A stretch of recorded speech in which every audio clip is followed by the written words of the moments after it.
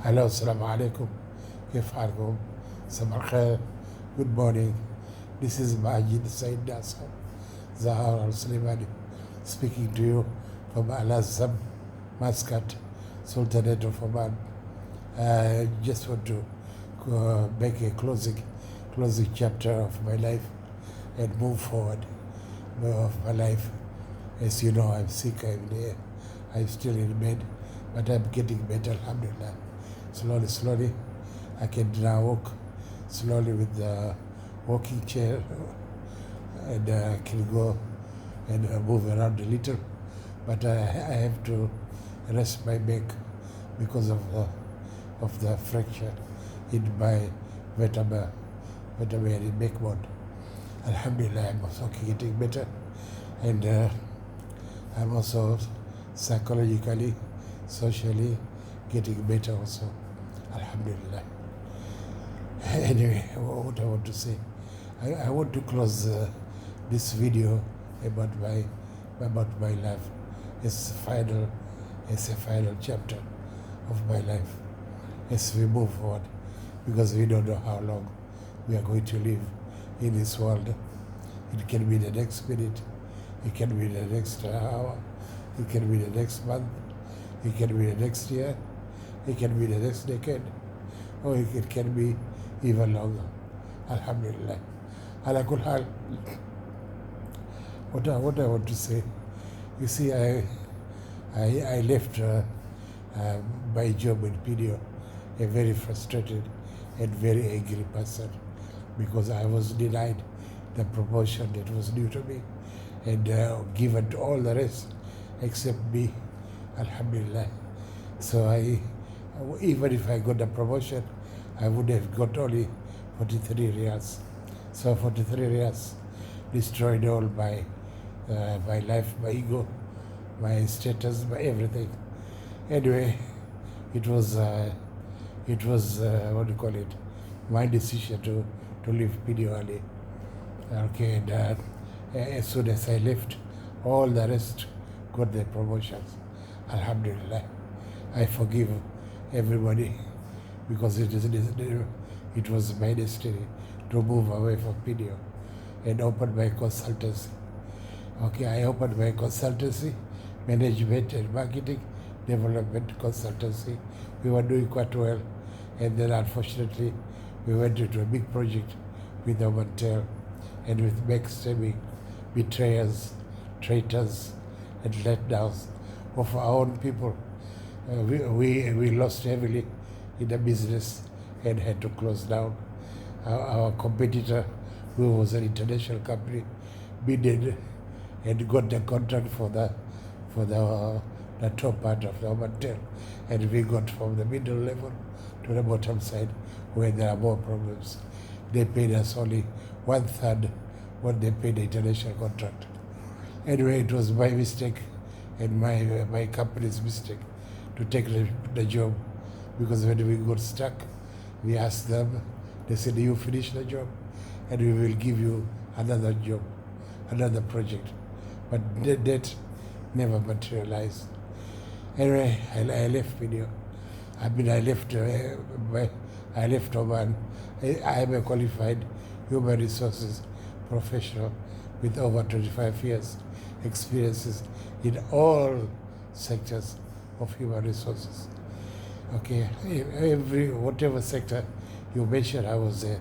Training and development, urbanization, planning, how do you call it, career planning, how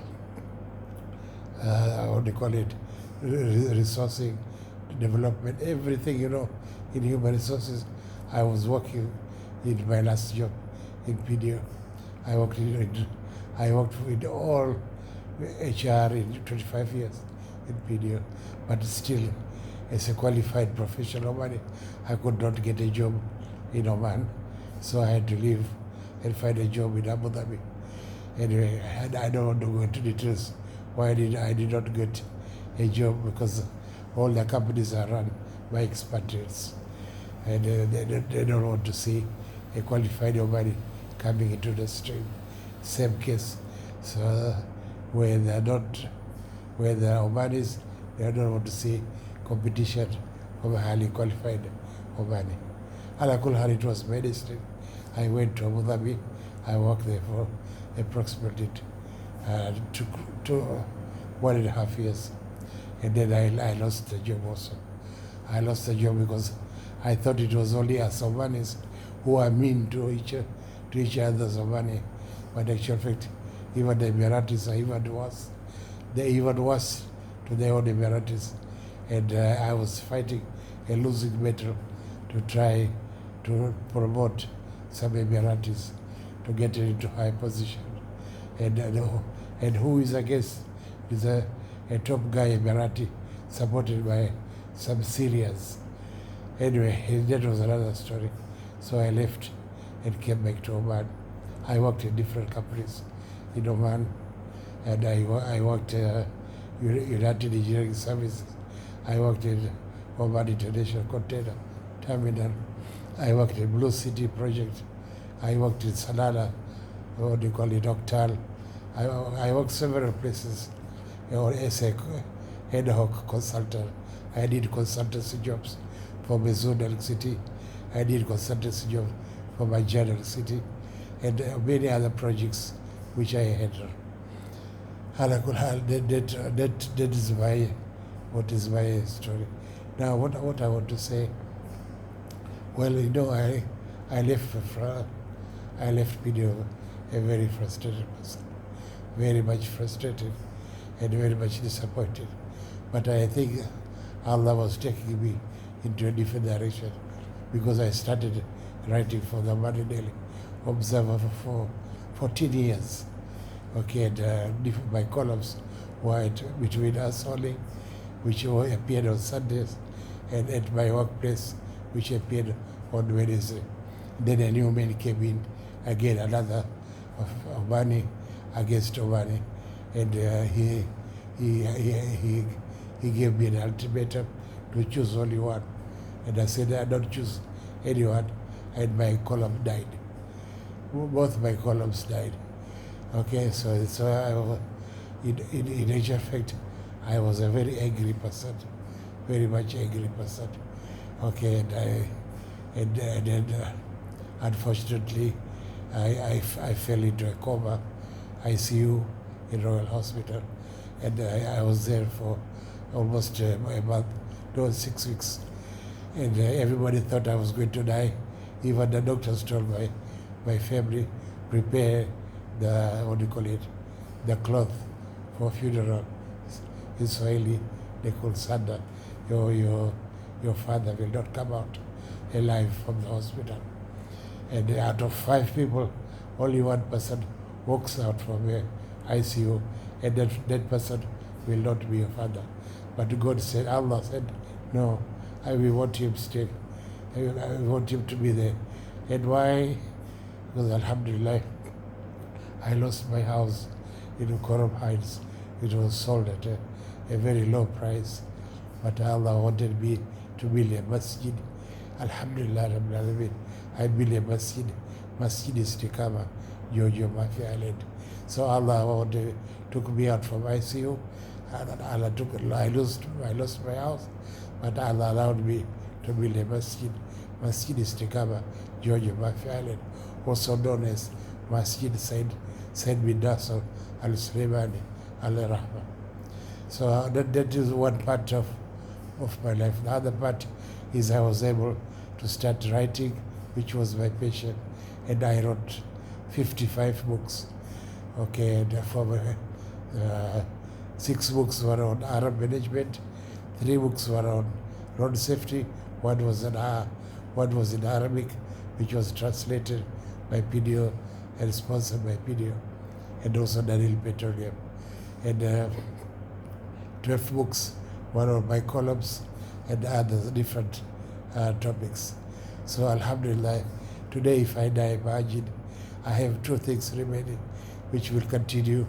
That is my Masjid Istiqama in Jojo, Mafia Island, and also my books. My books will be there.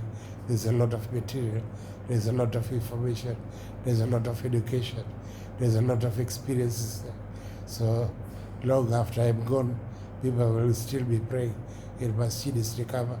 People will be still reading my books. That is the path Allah took for me. And I am Alhamdulillah Rabbil Alamin.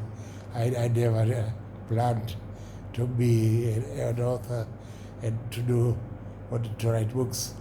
But I wrote these books more as a hobby and as a passion.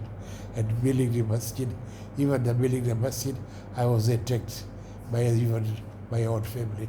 But anyway, Allah forgive them, because I don't know why this masjid was built.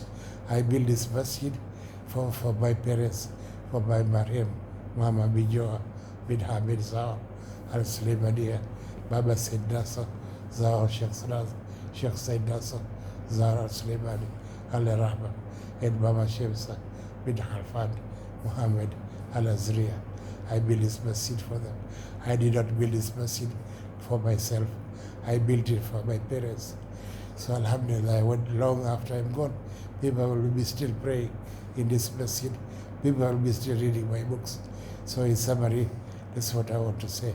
It took a long route, but the final short stop was that I was able to build a masjid and I was able to write books. Alhamdulillah, I forgive everybody.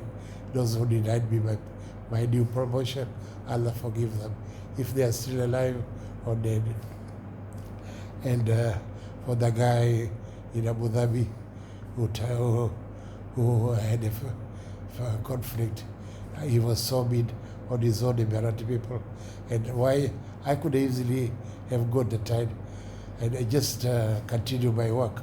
I was in Oman after all. Why bother? If an Emirati boss is mean to his people, I should just continue so long as I get my salary. But Majid is Majid. I would not allow it. So I was in the middle of the fights. He terminated one Emirati girl for no strong reason, and I resisted. I asked him, why are you terminating this girl? She's doing her work, and she's not that superior performer, but the work given to her by me, she did it completely right. But yet he went and terminated her. Okay, Alhamdulillah, Allah, karma comes in, and he was also terminated with also his secretary. His secretary made a lot of trouble for me. She was a Syrian girl. Okay, I don't want to make a big story, but Allah, I think, also made also the country suffered a lot because of the meanness of the people. Alhamdulillah Rabbil Alamin. I never thought of much about Syrian people until I met a Syrian doctor and realized there is something wrong with this country. That is why it is going the track it is going now. And anyway, I was in the middle of it. Alhamdulillah. So I want to end this by saying this. I forgive everybody and I ask forgiveness from everybody, because I was very strong. I was very reacting very strongly to a lot of issues which I could have just ignored. But I'm a sick person and I am tired, being victimized every day. So I reacted very strongly. And those people who I looked after, I cared for, their memory was so short, they forgot already. But I don't blame them. They forgot even bigger things than Majid. Allah forgive them. Allah guide them to the right path. Alhamdulillah. I thank my family, my children, Majda, Maliha, Fahad, and Marwa, and my wife Safia, also known as Rashda, and my grandchildren, Aliaza, Ritar, Said. That is Majda's children, and Maliha is Maria, and Fahad is Sibir, and Marwa is twins, Muntasar and Nasser. Yeah, they are the center of my life. Now, I have nothing more to add now. I just want to end, to finish here. Thank you very much for taking time to listen to me. Shukran jazilan, ma'asalam. Hayakallah. Shukran, ma'asalam.